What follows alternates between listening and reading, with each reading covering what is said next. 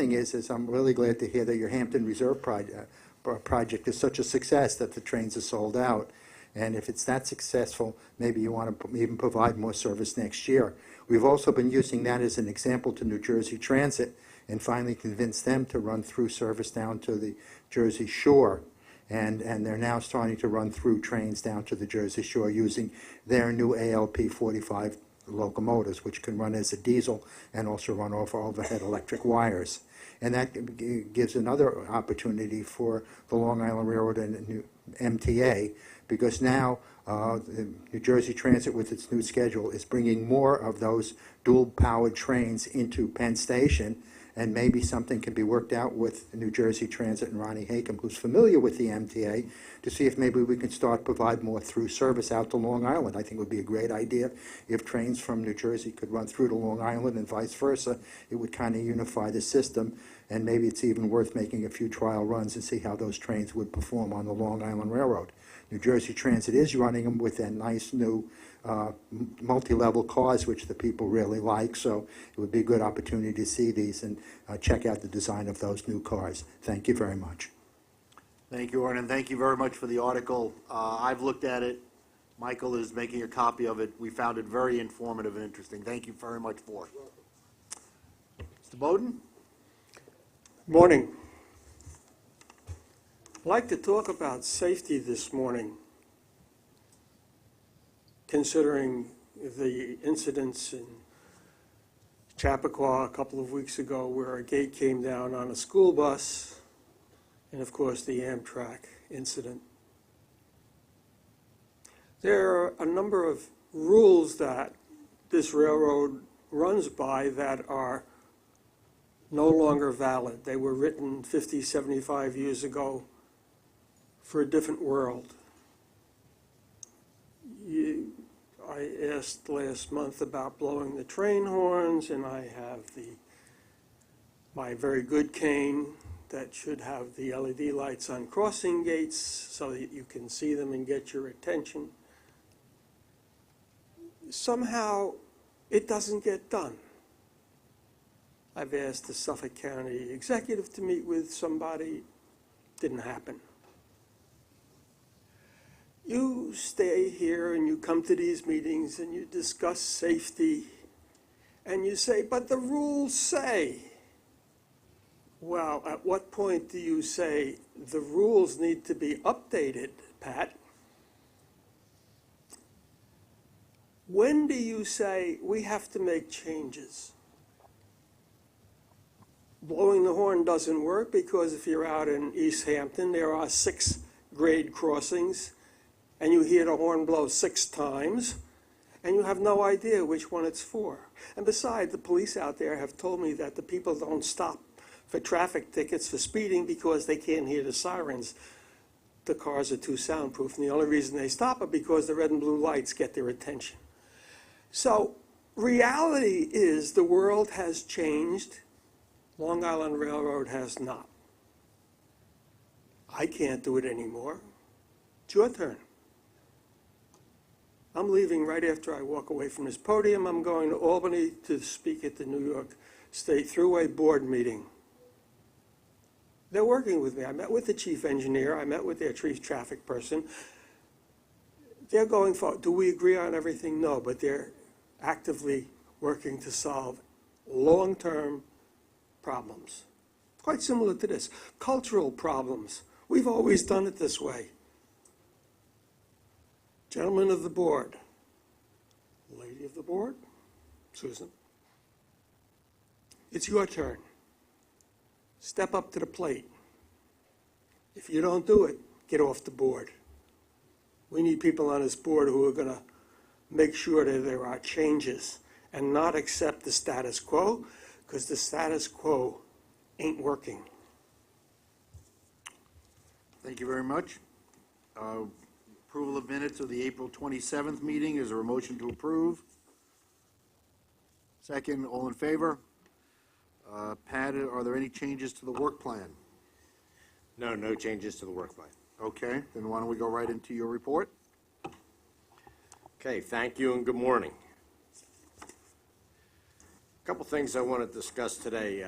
First, this weekend, and I had prior given you notice of it, we had a bridge demolition project over top of our main line in the village of Westbury. That required a complete shutdown of our main line and a busing operation to provide service around it. I'm here to report today that the work went extremely well this weekend. All work that was scheduled was accomplished ahead of schedule. Our engineering forces also took advantage of the outage and jumped in the section of track that was out of service, stayed out of the way of the bridge folks, but accomplished a tremendous amount of right-of-way work, track signals, etc., along the right-of-way. So it was a very good weekend. We had tremendous outreach to make sure the public was aware of the event. The busing shuttle ran very well, so it was a success this weekend with Ellison Avenue. And I'll mention that we have another one coming up. This is not on the main line. This is on the Port Washington branch. It will be the weekend of June 20th and 21st. This will be for the demolition of the Colonial Road Bridge over top of the Port Washington branch. And it is a similar type operation. It does not affect as many trains. Only 3 stations will be bused for that weekend, but it'll be a similar type of operation in terms of the impact for those 3 people at those 3 stations. Last month, the board approved us to use the RFP process for the reconstruction of our Hicksville station. I'm pleased to report that that contract is now out on the street, and we're moving ahead with the competition to select the best possible firm to complete that station renovation. Last week, we had, and you're well aware, Mitch, we had an outreach event in Hauppauge for the MWDBE and small business community to come in and meet with Long Island Railroad procurement folks, with the MTA and Long Island Railroad small business and disadvantaged business mentoring folks to talk about how to do business with the Long Island Railroad and the MTA. It was a very good event. It followed our one last month in Nassau County, and both events were very well attended. There seemed to be high level of interest.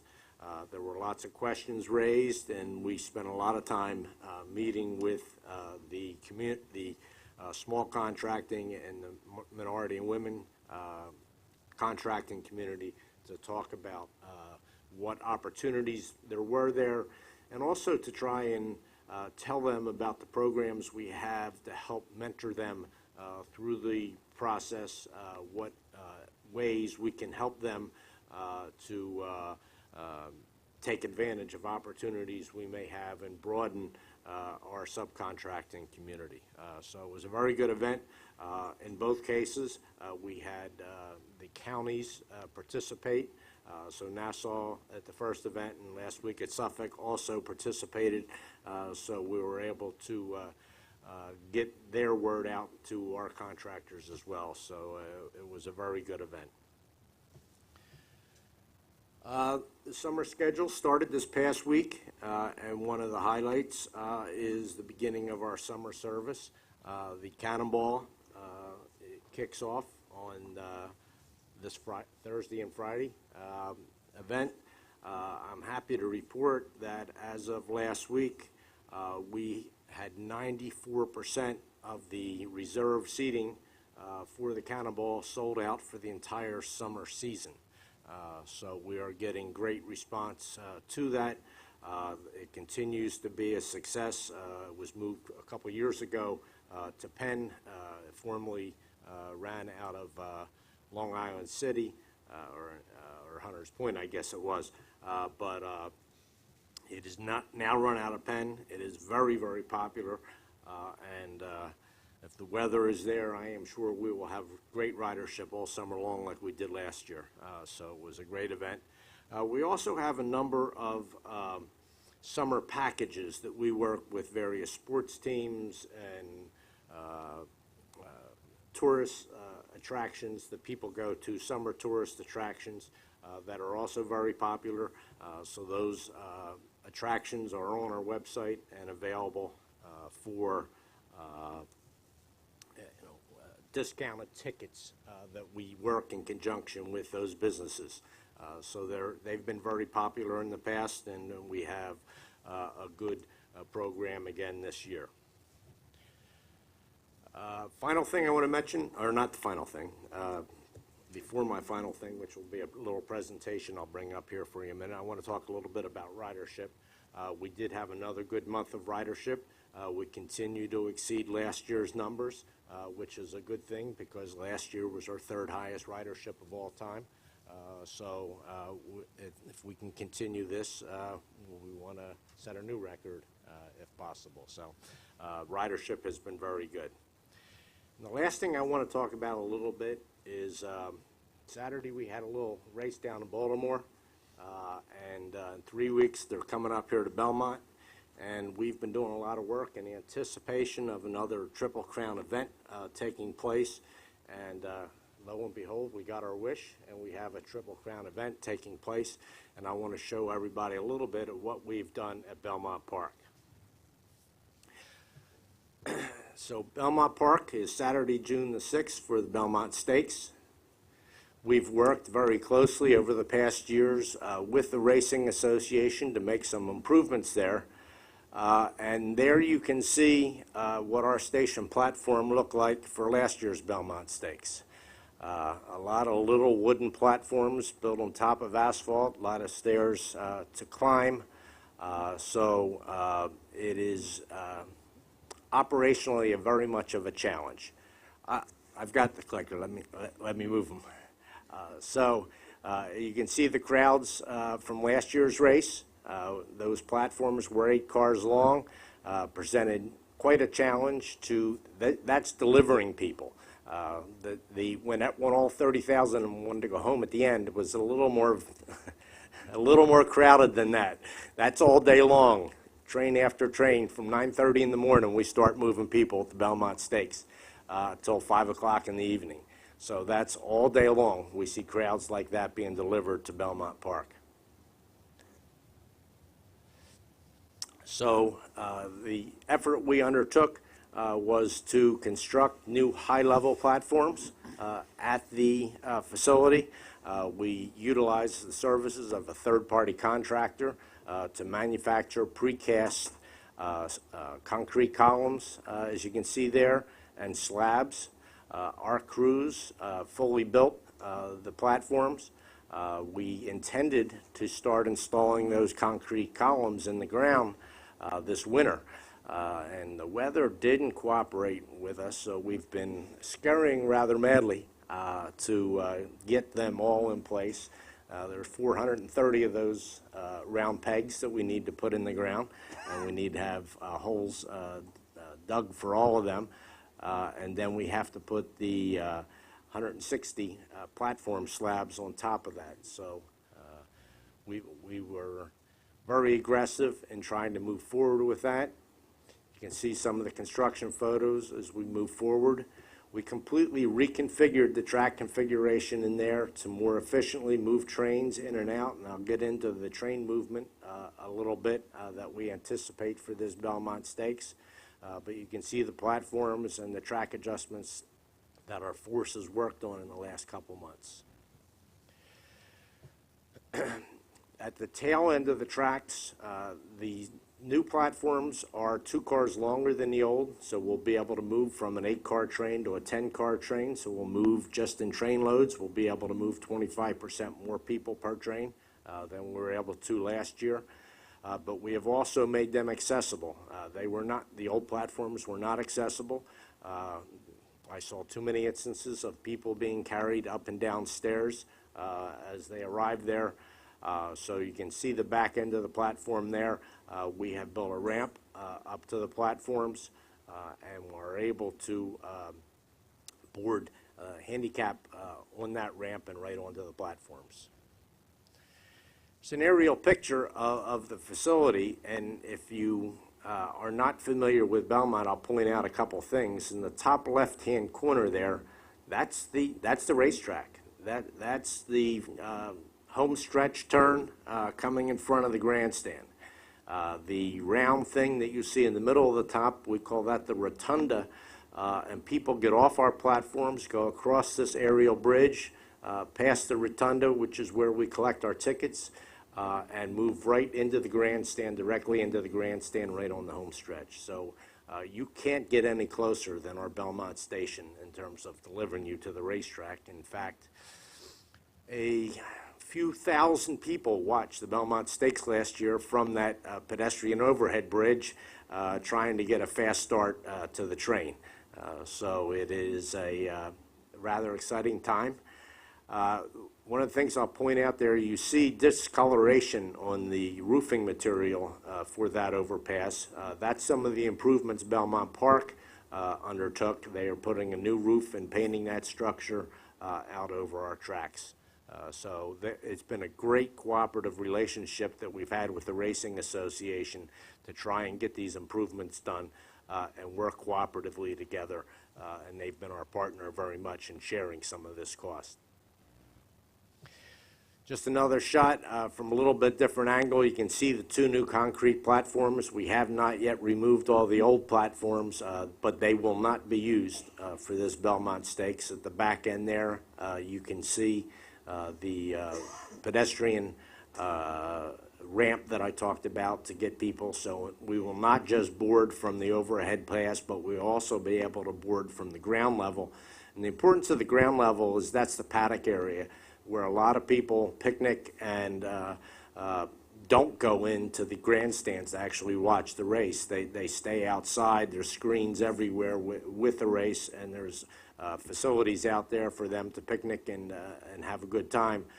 So we will be able to board both at the back end of the platform and in the overhead bridge there as we go forward. The road that you see just to the side there, that's the Cross Island Parkway. It goes right by Belmont Park. That was complete gridlock last year in terms of moving people, so we believe that we present a much better alternative for getting people in and out of that facility. New stairways coming up. The old ones were rather deteriorated, to put it mildly. There were some escalators that were installed many years ago and not maintained, so they were just boarded up and closed off. So in many instances, we had one stairway up from those old platforms to get up there because the old escalators were blocked off. There are no escalators as part of the new setup, but as I said, we do have handicap access at the back. Just another shot, new lighting, new stairs, the accessible path in the back. It's a little wider than it looks there in that photo, but believe me, it will move some people up there and help us facilitate quicker loading of those trains. We'll put all new signage up. There's some of the signs being put together in our sign shop, so we did a complete analysis of the signage needed to help the wayfinding. And now let me talk a little bit about the operational movement. You see the Y-shaped yellow lines there, and they are connecting to our main line. It's right near the Queens Village station. Just off to the right there is where our Hempstead branch branches off of the main line. You can see the full racetrack and grandstand there, and where the square is, you can see where our platform tracks are. And again, you can see how close we deliver people right to the grandstand at Belmont Park. A little close-up here of that connection. And last year, if you'll remember, I told you we had an operational issue that caused us a lot of heartache, in that we only used that left leg of the Y to deliver trains and to get trains out of Belmont Park. Therefore, we had to wait for a train to get completely off your picture there before we can bring another train in. It caused us to go much slower than was necessary to move the crowd of that size. The analogy I'll draw, there was a meeting recently that talked about the Amtrak North River tunnel tubes and how if they lose one of those tubes, their capacity at rush hour would shrink from 24 trains an hour to 6 trains an hour because the amount of time it takes to clear trains in one direction before you can go in the other. Obviously, if we utilize that east leg of the Y off to the right there to bring trains in and just depart trains around the left leg of the Y headed towards Penn Station, we can do a much better job. And we've put together an operational plan to bring people in from the Hempstead line. We will actually use one of the 2 tracks on the Hempstead line as a parking lot. We will have trains staged there and ready to go. We will use the Hempstead yard. So the operational plan consists of bringing trains in from the right-hand side down that one leg of the Y right there. And as you can see, there's 2 tracks all the way to the bottom of the screen. And departing trains will leave on the left leg. So we'll, as quickly as we can load them and get those trains out onto the main, we will have one train following right behind another train. In the meantime, we'll bring empty trains in from the east and that other leg of the Y. So we expect to have much quicker operation there. I've said in the past that I think we can do twice as well in terms of moving trains as we did last year. I'm hoping to actually do better than that, but it took us about 3.5 hours last year to get the last train out of there. So it's still going to take some time. You can't handle 30,000 people all at once, but we expect to be much, much better in our approach to Belmont operation. Just a little bit about the traffic flow. There on the right-hand side is the grandstand. You saw the rotunda. You saw our bridge across. There's a bridge across there. The bus lines, or the purple lines that come in there, will be off to the right. Parking lots are down the bottom of the screen, and again on the top right corner there you actually see the racetrack right there. So we will bring people out of the paddock area onto the back end, and we will bring people across the pedestrian bridge and down onto the platforms. In terms of service, we run 18 scheduled trains starting at 9:39 in the morning out of Penn Station. Those trains only stop at Jamaica and at Belmont Park. We will have, and as we did in years past, extra trains on standby because even though we run every half hour, sometimes the crowds arrive not all at the same time or nicely spaced out. They do tend to arrive at the same time. So if we need to run an extra train out of Penn, we will have an extra train on standby. If we need to run an extra train out of Jamaica, and Jamaica is an important point for us because anybody out on the island attending the Belmont comes into Jamaica and has to get on a Belmont Park train there to go to the park. So we do have a good number of transfers there, and if the train is packed leaving Penn Station and it arrives in Jamaica and there's no space, the people at Jamaica are not very happy. So we will run extra trains if on an as-needed basis out of Jamaica Station as well, so that we do not run into a problem. We will run to the park. The last train will leave Penn Station at 4:30 in the afternoon. And as I said, it's about every 30 minutes, but as needed, we will run more. Westbound departing, we actually start departing at 4 o'clock in the afternoon, and the Belmont Stakes is at 7 o'clock, so you sort of wonder why would we start leaving before 7. Well, there are people who get there at 9:30 or 10 o'clock in the morning and have had enough by 4 o'clock in the afternoon, so we do need to start moving people back out of there at that point in time. At the conclusion of the stakes race, We will forget a schedule. We will go on what we call a load and go situation. We will load people as fast as we can. It'll be much quicker with a high-level platform. Nobody has to climb stairs or any of that type of stuff. So we will be able to load and go. We'll be able to have the people on the platform as the trains arrive. We have 10-car platforms, as I said before, which gives us 25% greater capacity per train. The high-level platforms will allow more efficient and safer boarding. And trains will continue to depart Belmont Park until every customer has been accommodated, which is what we did last year. And like I said, I hope it's a little quicker this year. Couple travel tips for all our folks. We want to have people buy tickets in advance. It gets rather complicated. If they arrive at the park, we collect tickets at the park. There's no onboard collection. We collect tickets at the park. So we very much want them to have their tickets in advance. We do not have ticket vending machines or anything like that at Belmont Park. So if they arrive there and do not have a ticket, it tends to hold things up. Again, have the tickets ready for inspection upon arrival at Belmont Park. We will also check at Belmont Park for all departing trains. We do have a special Belmont Park timetable. It's also at our website. Announcements, part of the improvements there, instead of a bullhorn, we'll actually have a PA system at the station to be able to talk to people and more electronic signs. We do not allow alcohol on board the trains that day, and the Belmont Park controls the admission policies, and that's important for people who tend to arrive with coolers or that type of stuff. They have difficulty attending the park, so we want people to pay attention to Belmont Park admission policies. You can't bring certain things in. We had somebody last year, I remember, flew into JFK, got the train to Jamaica, going out there and had a suitcase, and guess what? You can't take the suitcase into Belmont Park.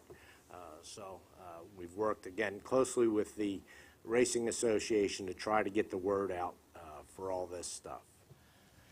And with that, I'm going to turn it over to Chief Cohn, because last year there were some coordination issues that we had with Nassau and with the police, and he's going to talk about some of the efforts that we've undertaken cooperatively with them to improve things this year. Thank you, Pat. As mentioned last year, right after the race, we began meeting with the New York Racing Authority, and we continued those meetings this year. In fact, there's a meeting at Belmont tomorrow. We've met with the Nassau County Police Department, the State Police, the NYPD, and New York State Department of Homeland Security, and we all agreed that a unified command will be established this year, and there will be a representative from each agency in one command post. We will have our separate command post and then one unified command post for communication issues. Now that we know that there'll be a Triple Crown, the deployment will be increased at Belmont, Jamaica, and Penn Station. Obviously, pedestrian flow at the conclusion is the main concern. As Pat mentioned, they come in from 9:30 on, and then they all attempt to leave at once. This year, we were going to coordinate specifically with Nassau County Police Department on the flow from inside Belmont onto the rotunda and then into the trains. I'm extremely pleased with the improvements, and I thank you. It's quite a job. I've been there for 3 Triple Crowns in 7 years, and last year, due to the weather, was the toughest. But I do believe with the improvement, added coordination, the transition exiting will be much smoother at the conclusion of the race, and it'll be a safe environment for everybody. And again, I know you met last year with the Racing Authority, and the railroad made promises, and you came through. It's excellent. Thank you. Thank you, gentlemen. Questions regarding anything that Pat has discussed? Jonathan? Thank you, guys, for the update. The improvements sound terrific, necessary, but my questions go to, are they enough? So I guess I'll start. Do you have enough resources, Chief, in what you anticipate? And I would say that since there is a Triple Crown, let's say we get an even larger possibility. Let's say we get an even larger crowd. Do you have the resources you need? Between the MTA PD and the other agencies, we will absolutely have enough resources. As far as the crowd, there is a certain point where Belmont will have to say, no, nobody else can enter.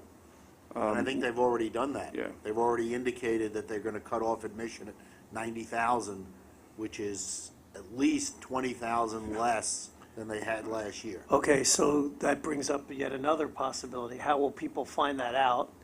And what happens if they're on their way? So the burden may be dumped onto us. from We've them. already, right, I've already discussed that with my commanders, and therefore the increase at Jamaica and Penn, and as soon as we know that, we have plans in place for both locations to alleviate the crowd. But I do believe that. That could cause us even more problems, because where are they gonna go? I mean, if you've ever been in a crowd situation with a lack of knowledge. I don't know how they're Panic. going to, I assume, well, I guess the question is, do most people have a pre-approved ticket to get in? How is Belmont gonna know when they sold the 90,000th ticket? I guess that's the question. They do sell some pre-sales, but then as you leave our platform, the rotunda, there's a gating to go through. Right. And there's a head count, and we'll be working with them, and much closer to the 90,000, they'll start making those announcements. But, we have strategies for Penn Station and Jamaica when we get overcrowding due to other issues, and we'll implement that.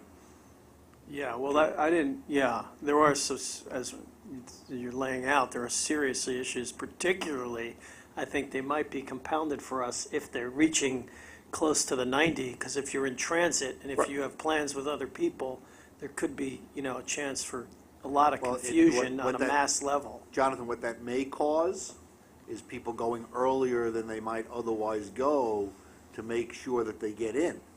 And so we may Correct. see Yeah. higher transit Correct. mode earlier, so that somebody doesn't wait under Maybe. the possibility Yeah. that they might not be able to get in. They go at the 9:30 or 10 o'clock or 10:30, so that they know they can get in. And we had head counts last year, so we will know, and then we'll just take the Well, necessary depending steps. on the weather, I guess it Right. could be, Yeah. given the way the horses have been running, it could be a spectacular, popular event.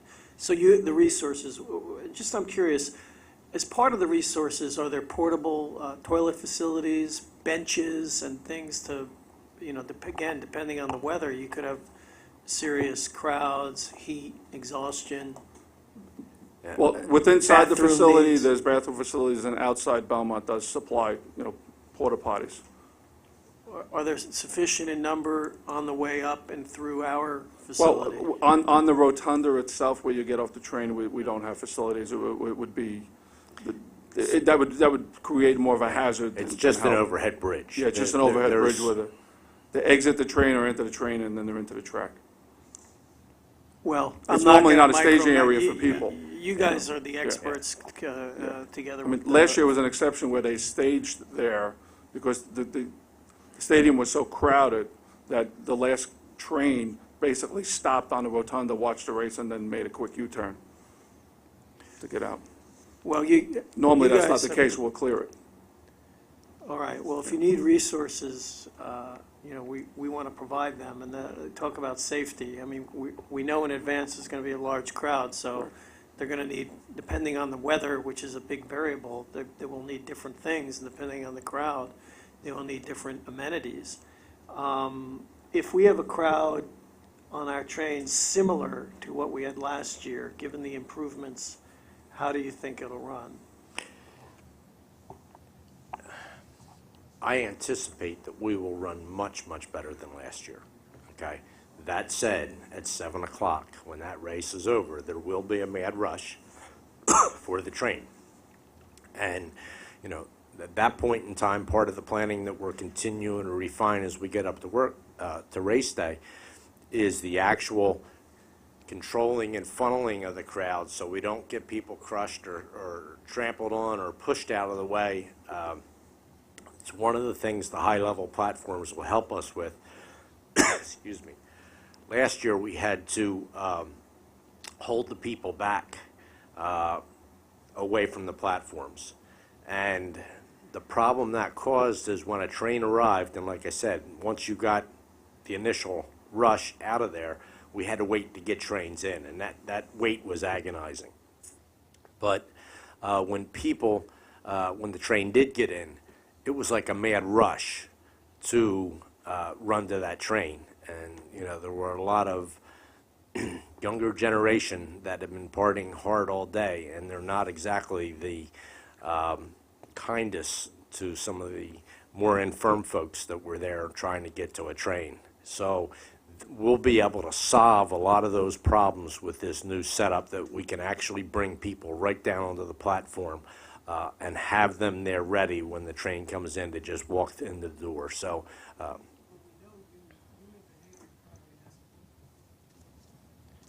Human behavior hasn't changed much in the last 12 months, but hopefully our preparations have. So knowing what you know,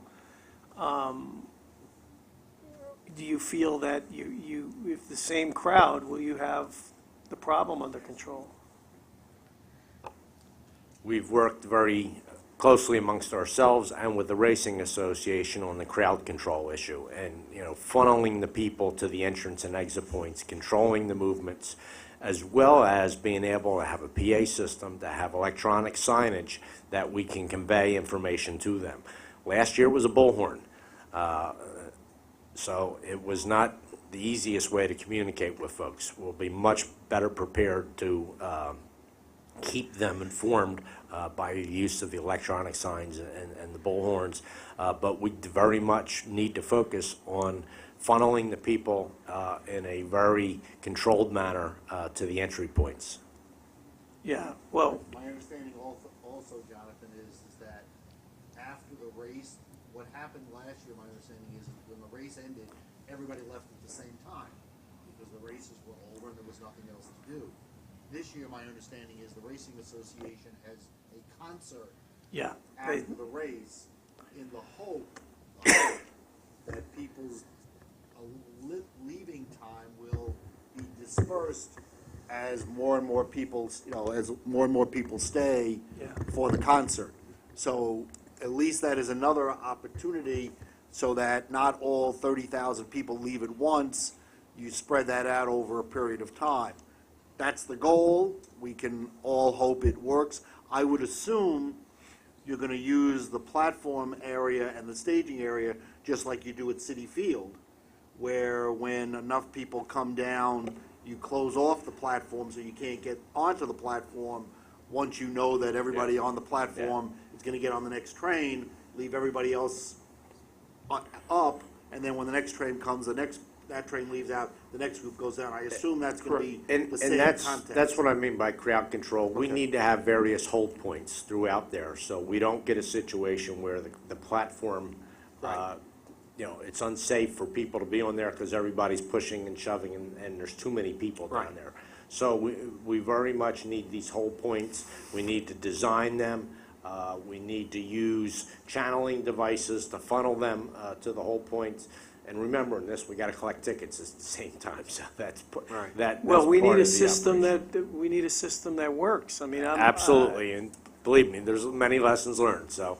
But there are other major events all over the world. I mean, I had the good fortune of going to the World Cup, as the good doctor knows, last year, and the soccer fans are not known as the calmest group of people at World Cup games, but they managed in Brazil to funnel people out in a miraculously safe and quick fashion. I hope you're Yeah. consulting. I mean, time's ticking here. As I said, the capacity is the biggest part, because if we can keep the line moving, people get a lot more feeling that, okay, this is moving. Last year, the lines didn't move for an extended period of time, and that was very problematic.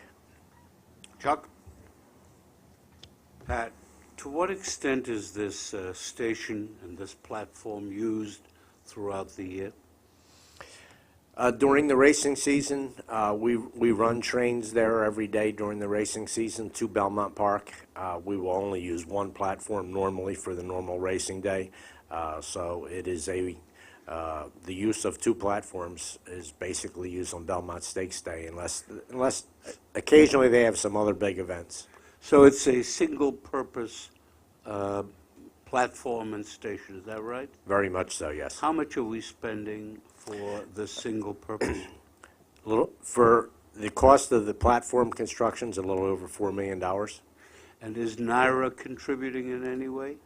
Not to the platform construction, that was our cost. Is Belmont Park Racing Association contributing in any way? No, as I said, they're doing the roof work and the painting of the structure, but they're not contributing to the cost of the platforms. Please understand, I'm not trying to say that we shouldn't be spending this money on an important public event, and there are those who are absolutely wedded to the importance of the racing business. But I am concerned about one thing, and that is that in the overall, people who use this facility and get the benefit of this facility understand fully that the Long Island Railroad and the Metropolitan Transportation Authority are going out of their way to try and help them and accommodate them, and that the balance of their service is entirely dependent upon the adoption of a capital plan such as has been proposed. That leads me to a second question. The Cannonball Express, you indicated, was 94% subscribed, is it, roughly? The reserved cars, that's a 12-car train, 12 coaches, 2 locomotives. 2 of the cars are reserved. The remainder are non-reserved. Is there a event contingency that if the trains are fully occupied, a second one could go out? A second Cannonball, there are other trains. The Cannonball is the name train, but there are other trains, express trains, that we do run out to the Hamptons every weekend in the summer. There's a what's commonly known but not publicly known as the Baby Cannonball that runs on Thursday afternoon, because there's a lot of people that take Friday off and go out there for the weekend. There are additional trains that run out to the Hamptons. The Cannonball, what's unique about it, when it leaves Penn Station, the first stop on the Cannonball is West Hampton. You go an hour and a half without stopping. And do the other trains do the same? The Thursday train does. Some of the other trains will stop at Jamaica and transfer points, so depending where they're coming from and going to. But most, we do run a number of express trains, not all the Cannonball Express, but we do run a number of express trains out there. And lastly, do you make provision on these trains, or any of them, for people to bring aboard bicycles and the like? I don't believe we do bicycles. I'll be honest with you, I was amazed when I went and saw the Labor Day or the Memorial Day Cannonball last year in the number of people who stand for an hour and a half on board the train. That's the benefit of having a reserve seat, is that you are guaranteed a seat. But there are people who stand for an hour and a half because it's important to them. I make the point only because both on the subways and on other transportation vehicles, the bicyclists in this region do ask for access so they can bring their bikes out and pedal around the area.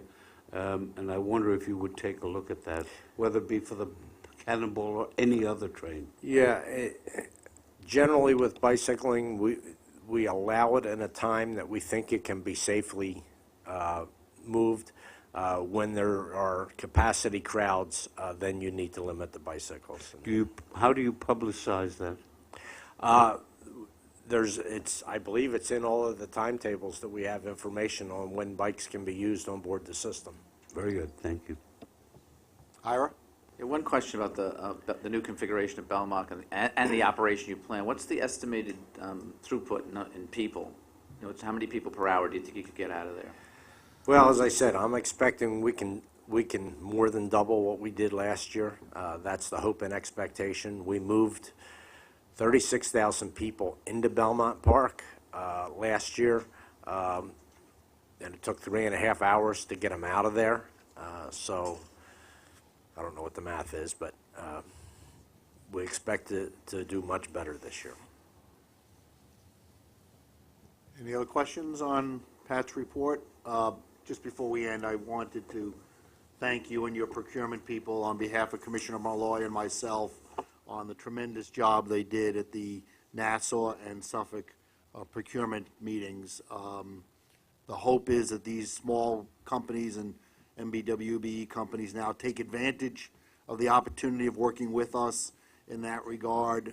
They were able to get all their questions answered, and we hope, I know Commissioner Malloy and I hope now to see them in the awards as we go forward, to make sure that, to see that the diversity aspects of the companies we are employing are greater than they are today. So thank you both, and thank, obviously, Mike Garner's staff working with you to make it happen. It was very, very important.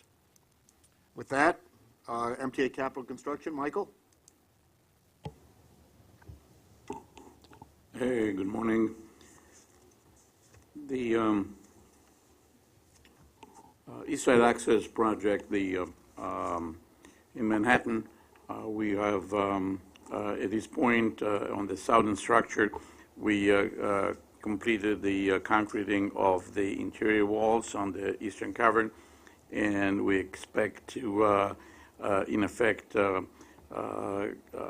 start the reinforcement, the concreting of the interior walls on the west that will commence in June. And overall, that particular contract is right now ahead of schedule in its completion. Regarding the northern structure, the contractors at this point are on time to complete the work, and it's proceeding, although we are very carefully monitoring it in order to ensure that we're going to maintain the proper schedule. As far as the Queens structures, we expect to complete by the end of May the steel erection for the yard service building. And actually, I have a short presentation on the 63rd Street Tunnel update. The 63rd Street Tunnel that is close to 35, it's about 70 feet short of 3,500 linear feet. And we have done a lot of work in order to, on the lower level, to bring it up to the conclusion in terms of operation. It started in 1969. And it was at one point in '85 called the tunnel to nowhere by a variety of newspapers and articles, because it was not going anywhere at that point. It took a long time to get there. Nevertheless, that was done, and two of the upper tunnels were for the New York City Transit, with a future service for Long Island Railroad in the lower tunnels. Actually, over the weekend and this morning, I watched a video, actually a film, that was done in 1970-71 on the construction of the, and it's quite fascinating to see how much we advanced in terms of the methods of construction since this was done. At this point, the dock benches in the future service Long Island Railroad tunnels have been completed. And these are some pictures showing the tunnel invert demolition, and then the construction of the dock benches, and throughout. And basically, this is the final thing. We're 95% complete at this point, and we expect to complete all the work shortly, probably the beginning of June. So that will be at that point ready for us to start future work. As far as the work in Harold, we had a 30-day extended outage of the Long Island Railroad westward passenger truck that ended on May 8th as planned. And we have been able to install the piles for the west approach to the westbound bypass. The westbound bypass is actually a tunnel that will be built, and this is it's with a jack shield tunnel about over 600 feet long, and we are in effect, once this is done, will create non-conflicting routes for Amtrak and Long Island Railroad, so therefore relieving train congestion and minimizing any delays because they will not have to just cross each other. They will, in effect, bypass them. Overall, the project at this point is proceeding forward, and we are looking forward in the next few months to go through the selection of a contractor for the last major contract in Manhattan. That is the finishes for the terminal in both caverns in Manhattan. That's about completes my report for the said access today. Any questions to Michael? If not, Chief, please report. Good morning. Happy to report April, we were down 47%, 10 incidents compared to 19 last year. Year-to-date, we are down 24%. We're seeing a decrease in every category. We did have one robbery of a bicycle 2 o'clock in the afternoon in Long Beach. That case is open, and as mentioned, Belmont and Cannibal were gearing up for the summer season, not only getting them out to the Hamptons, but the Sunday night bringing them back in, if there's any questions. Any questions for the chief? Okay, let's go to information items. We have the diversity EEO report, and we have the track work program summer schedule report. Pat? Yeah, on the diversity report, I'll just mention that the report is in the book. There is a diversity committee meeting this afternoon, so if there are any questions, we'll entertain them now. If not, if you can attend the diversity meeting, you'll certainly get more information there in terms of the details. In terms of the track work, I mentioned Colonial Road Bridge going forward in June. In addition to that, we have concrete tie work on the Port Jeff branch that's going to shut down service on a portion of the Port Jefferson for 6 consecutive weekends, 6 weekends beginning the end of May, running through June and into July. So that's the track work that's worthy of. So, Any questions, Pat, on either of these two items? If not, procurements. We have one competitive procurement on page 42. Yes, good morning. Good morning. First, I'd like to thank Commissioner Malloy and Commissioner Pally for your participation in the events. Certainly is an indication of the board's commitment to my staff as well as the staffs of the other agencies, increasing our pool of qualified MWBE firms, and I thank you for that. As far as the procurements, we have one this month in the package totaling $14.8 million. There are no non-competitive procurements, the one competitive procurement in the amount of $14.8 million, and no ratifications. The item in the competitive section is a request for the MTA Board to approve, first, award a competitively negotiated personal service contract to All Pro Parking in the not-to-exceed amount of $14,828,174 to manage, operate, and maintain 3 Long Island Railroad-owned parking facilities, namely the Mineola Intermodal Center, the Ronkonkoma Parking Garage, and the Wyandanch Parking Facility for a 5-year period with a 2-year Long Island Railroad option. Second, to implement the parking fee structure and parking penalty schedule at the Wyandanch Parking Facility. And third, to modify the Ronkonkoma Parking Garage parking fee structure to make it consistently priced with the Wyandanch Parking Facility as described in the staff summary. After oral presentations, 6 firms had requested the package. 5 of them submitted proposals. We conducted oral presentations and then refined the technical evaluation criteria, requested BAFOs, after which the technical evaluation committee concluded that All Pro was the highest rated firm.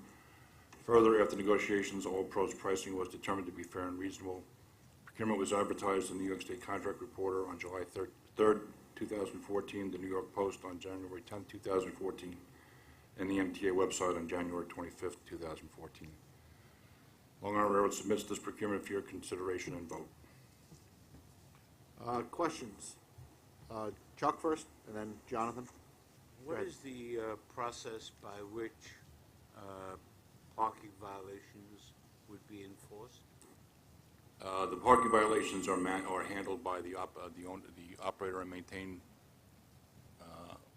So they management are not firm. enforced by MTA police or anything else? That's correct. Jonathan, you had a question? Yeah, thank you. These are all self-park facilities, right? That's correct. Is there any possibility to initiate some type of limited valet areas at any of these? That's something that we could take a look at and can let you know on that, John. Well, that's a good way to increase revenue, I've found in some of the parking transactions I've undertaken. Where but what percent is ours? Is that what would have to be negotiated? Why a 5-year term? Why not That's- 3 years, or 4 year? I mean, it seems a We- little This is long. the third or fourth procurement that we've done for these parking garages to operate and maintain, and all of them have been 5-year terms in the past.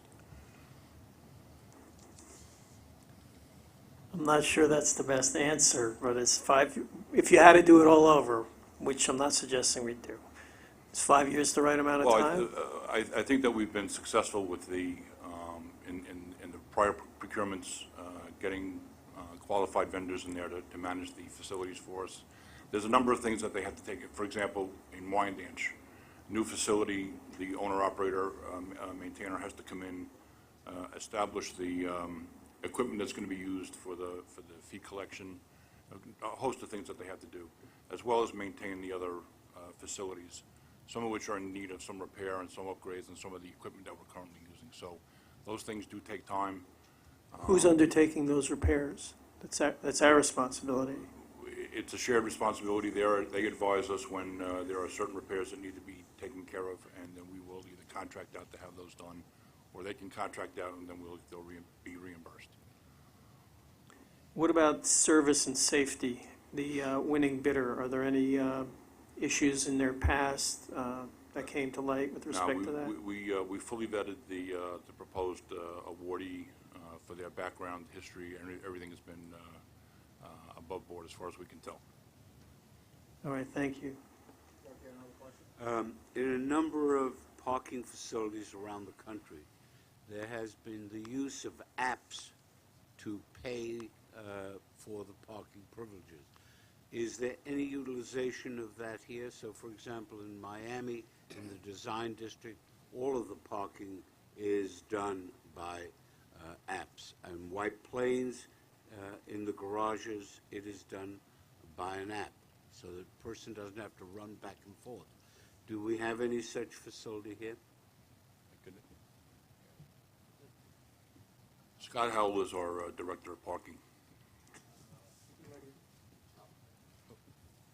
I thought he was running away. Good morning. My name is Scott Howell. I'm Director of Parking at the Long Island Railroad.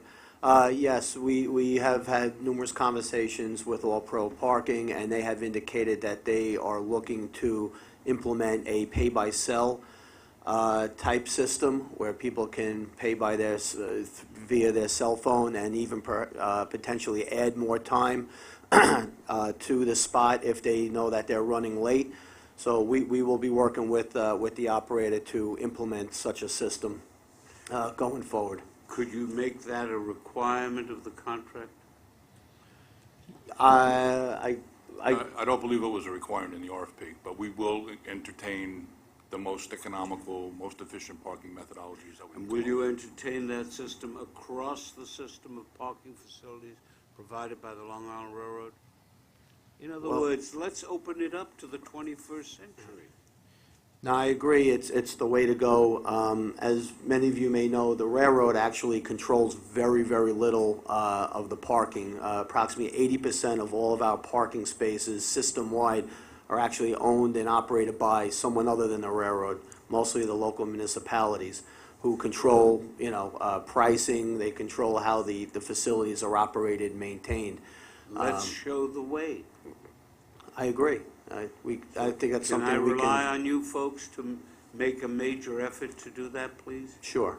Scott, if you could, once you get to that point, if you could report back to the committee as to how that, if we do manage to work something out with the contractor to implement an app system or a cell phone system, if you could report back to the committee as to how that is working, that would be very helpful. Okay. Sure. Thank you. Who would bear, Chuck, who would bear the cost of the development of the software?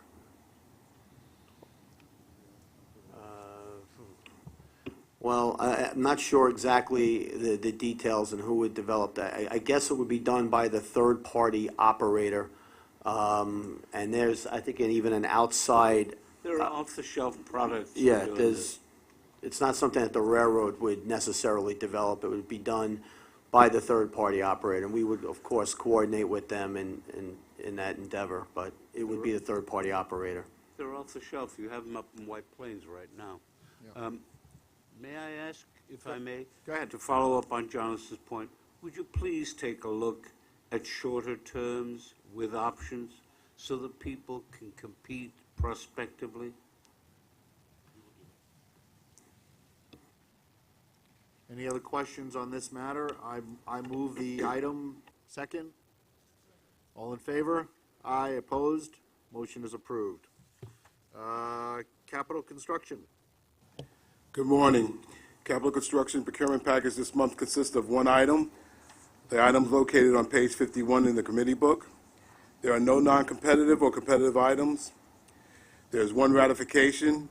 The ratification is of a modification to the East Side Access Plaza Substation and Queens Structures contract for the installation of a new supportive excavation system for the Queens Bellmount in the amount of $5,650,000. The item is submitted for your consideration and vote. Questions on this item? If not, motion to approve. I move. Second? Any other questions? All in favor? Aye. Motion is approved. That concludes that. We have the operational reports, starting on page 52. Are there any questions on any of the operational reports for the president? I will notice and thank whoever, and I'm sure there are lots of people who are responsible for this, but getting the MDF for the M7s to 667,000 miles, there's lots of people who made that happen, and they should all be congratulated. That is a number I have never seen before in all my years on this board. Wait till next month. Wait till now, oh, okay. Next month it's 700,000? Okay. But it is an astonishing achievement of what they've done there in that regard. I remember when I started, they were much lower than that, on the M7. So, Chuck, did you have a question on one of the items? Go ahead. Yeah, I have a question again concerning standees. The usual suspects are Port Washington and Huntington, where you've got very significant standees. Is there a reason for that? I know the Huntington is the platform problem. Yeah, Huntington is obviously a platform issue, but even more than a platform issue, it was a storage facility. We don't have the ability to store trains there. I will tell you that I have been in numerous discussions with the Suffolk County executive and made this a high priority to try and do something there. And there's two things we look at. Is one, we're building a new yard or a larger yard at Ronkonkoma in anticipation of the East Side Access Project. We also need to enlarge yards on all our branches to do that. We're working with the Port Washington people on that. We don't have that ability on the Huntington Port Jefferson right now. And I've talked to them from two perspectives. One, yeah, I need East Side access in 10 years or 8 years, Michael, whatever it is, 7? 6, right, Michael? 6. No comment. But I've told them that I, on an interim basis, anything I can do to take the curse off of Huntington, I would very much like to do. So it is something we are actively working together on. Elisa is meeting with the county planning staff to try identify locations where we might be able to, even on a short-term basis, improve our ability to store trains there. Ara? Just a comment about, that's also the branch that often has a problem with on-time performance, I suppose, for that reason. On the events that are causing 10 or more delays, there are 2 of them. One's for April 2nd, April 3rd, slow loading and heavy loading, and it's, let me see, I think it's mostly off-peak delays. I was just wondering what causes slow loading or heavy, I mean, I would think there's either a holiday or something like that, but, and is there a difference between slow loading and heavy loading? Well, I can tell you, we are working very closely right now with Metro North to try and better define some of our categories and how we structure them. So that, in my mind, there's not a whole lot of difference between the two. Okay, but I was wondering about those specific times and. If I could also add, Okay, yeah. one of the things that we're looking at on this report is like event-based activities, whenever we're having stuff letting out at Penn Station, Madison Square Garden, or different parts of the railroad throughout. And the other component that we're also looking at is the connection points at Jamaica, where we might have one train that arrives and is there 3 or 4 minutes, but we might have another train that's late 4 or 5 minutes. So we've been holding some trains and stuff to make sure that people get their, their necessary transfer. We could go ahead and push it, but if you push it, then, we leave a lot of people behind and such. So that's one of the things we're looking at on this schedule perspective as well as the common terminology as far as heavy loading, slow loading. For me, it's very interesting as well. You would think there's something behind the heavy or slow loading that actually caused that. It doesn't seem, they don't seem to me to be causes of delay. They seem, something caused the slow or heavy loading, you would think. I don't know whatever the incident is, but, that's all. Okay, well, like I said, say for it's like a sporting event, we're supposed to leave at 10:20 p.m., but we see more crowds and more people coming down and coming down and coming down. We could close the doors and take off, but then we might have a lot of people, hundreds of people hanging around, so we might hold that train in place until such time we saturate and move forward. That's some of the vernacular that we're working through. Okay. Anyone else? Motion to adjourn? Second. Thank you all very much.